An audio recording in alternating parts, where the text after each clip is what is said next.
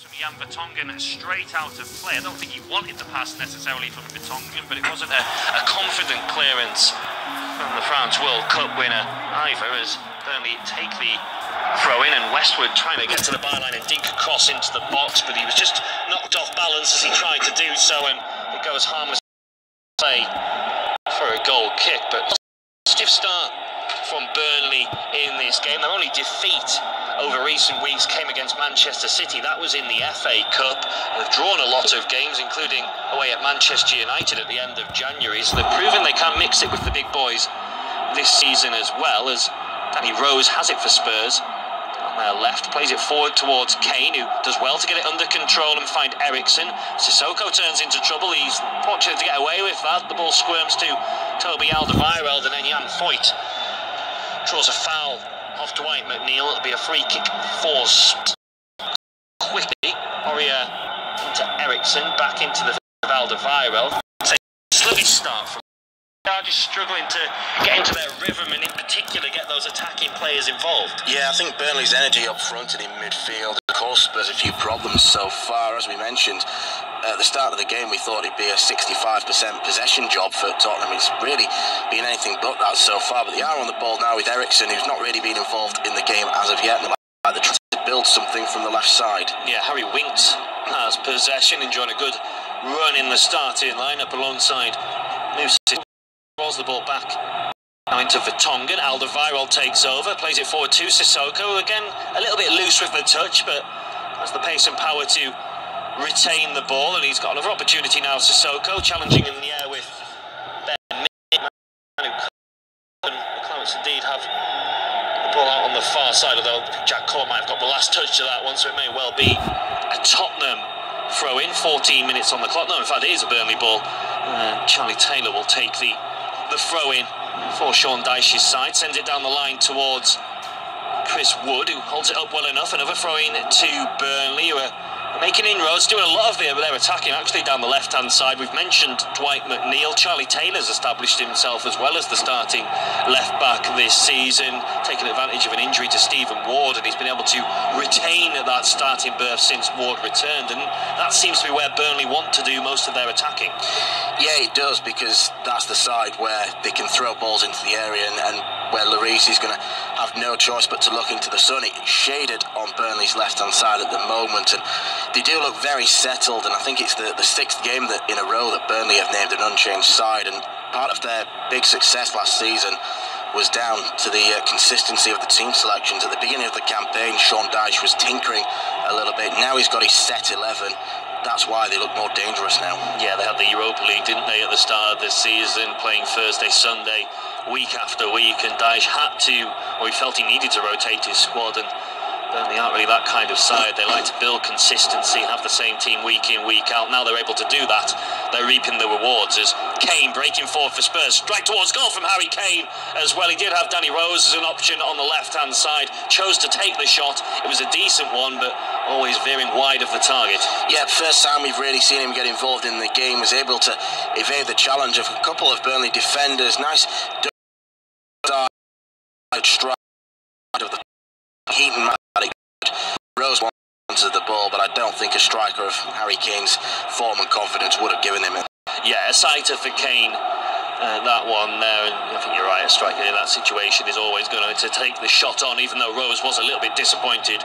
He didn't receive the pass, but yeah, a warning sign there for Burnley. First real shot in anger from a Spurs player in this game. I don't think we really had a shot in anger from Burnley. In truth, the problems they've caused have come from crosses into the box and trying to catch out Hugo Lloris, who's looking into the sun, as Charlie Taylor takes a throw in for Burnley, links up with Westwood and then flicks the ball infield to James Tarkowski, who had his own fitness problems during the first half of the season. Is another reason that Burnley are playing well at the moment, because he's back fit and regularly starting alongside Ben Mee, and that was what a lot of Burnley's defensive success was built on, with those two starting at the heart of the back four. And just goes out of play there. Chris Wood wasn't able to keep it up front for Burnley, but yeah, a lot has been made about the Heaton factor. But back, it's just, this is the Burnley team change one or two of the personnel, if you'd like, from last season. Yeah, essentially so. I think you'd maybe put Brady in for McNeil, but by and large maybe Loughton in for... Yeah, that got them to where they were last season, which was a magnificent 7th place finish. And they're a really hard team to play against because they're always well drilled. Those 2 banks of 4, they know defensively what they're doing. That's where they build from, and then they go and attack. And they're a hard side to break down, as Spurs have seen to their detriment so far. Yeah, Spurs are looking on forward though now with Danny Rose down the left-hand side. He flicks it infield to Christian Eriksen, about 40 yards from the Burnley goal. Little 1-2 between Eriksen and Son. Sissoko gets involved, as does Toby Alderweireld. Juan Foyth is actually high up the pitch, and he plays a good ball forward to Sissoko. Again, his touch wasn't quite close enough to his ball, and that allows Burnley to nick in. It deflects out of play off Serge Aurier for a throw into the Clarets as well over on the far side. Sean Dyche out on the edge of his technical area. He'll be happy with what he's seen from his players so far. They've been more than a match for Spurs in these opening 18 minutes. Independent off-tube studio commentary. So Burnley 0, Tottenham Hotspur 0. Burnley, a lot of throws on that left-hand flank. Charlie Taylor will have another one. I mean, the game itself, as we're talking, it is petered out a little bit. The first 10 minutes were played at a really good, intense pace, but it's settled down now, and it's lacking a bit of tempo, I would suggest. Yeah, I think that's probably come from the fact that Spurs have just started to take a little bit of control in midfield. They've tried to get forward. That King shot that went wide, is evidence of that at the moment. But Burnley trying to get forward themselves now with Phil Bardsley down the right. There's a good ball forward to Jeff Hendrick. Hendrick rolls it back to Westwood, whose first time attempted cross is easily closed down by the Spurs defence, but Tarkowski will recycle possession nicely for Burnley, does well under pressure from Harry Kane. Ball now knocked over the top, and Vertonghen has to stretch to clear it away for Spurs, and the visitors can settle into a bit of possession down their left-hand side. Vertonghen again has it. Of course, was so successful as a left winger against Borussia Dortmund in the Champions League in Spurs' last game, but back in as the left side centre-back today, with Rose coming into the side for Davinson Sanchez. It was surprising. He has a real versatility about him, doesn't he, Jan Vertonghen? But I think first and foremost he wants to be in the centre, either in a 3 or a back 2.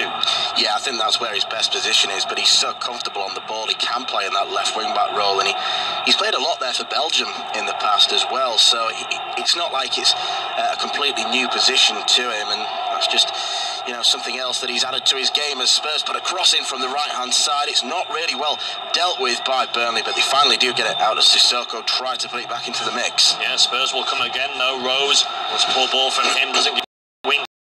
Vertonghen showing the evidence of his ability on the ball. Lovely switch to Aurier. Sissoko now plays the ball into the penalty area. Again, Burnley just about scramble it away, but Sissoko will get another bite of the cherry. Tries to find Son, who did a spectacular, the South Korean, who couldn't make contact with the bicycle kick, and I think in the end Danny Rose has given away a free kick, but that was the first bit of sustained pressure that managed to have in this game. Yeah, it was a decent ball in from the right-hand side. Son went for the spectacular. I think he had to improvise because the ball was just a little bit over him, and Danny Rose nearly nipped in ahead of Jeff Hendrick, but it's good defending in the end to get his body in the way and force the free kick. Yeah, clever defending by Jeff Hendrick, really.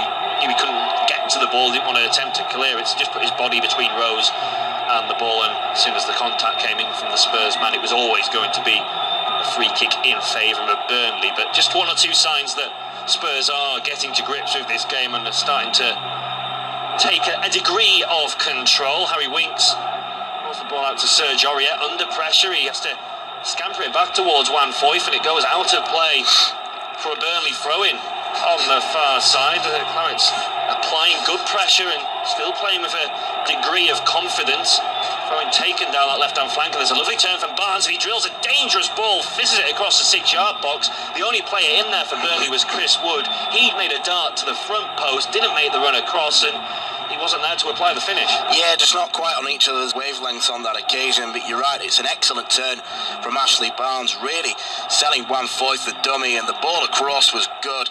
Maybe just didn't get his head up in time, but it was a dangerous ball in there, so there should have been someone at that back post. Still goalless at Turf Moor between Burnley and Tottenham. It's slowed down a little bit after what was a fast start to the game. It's pretty even in truth. Spurs starting to see plenty of the ball, as you would probably expect. Harry Kane has had his first sighter since returning, a left foot effort from the edge of the box that was just wide of the target, although had it hit the target, Tom Heaton probably would have made the save. At the other end, Burnley, lovely ball into the box from Ashley Barnes after he turned really well also, but he couldn't quite pick out teammate Chris Wood. They weren't on the same wavelength. It's intriguing, this one hasn't really got fully going as of yet, and it remains goalless. We've reached the quarter mark in the contest as well, so this gives me the perfect opportunity to hand you over to Dan to see you through to the half-time whistle. Cheers, Tom. Well, Burnley take a long goal kick, and it's just bouncing around the midfield now with Phil Bardsley. Bardsley now forward.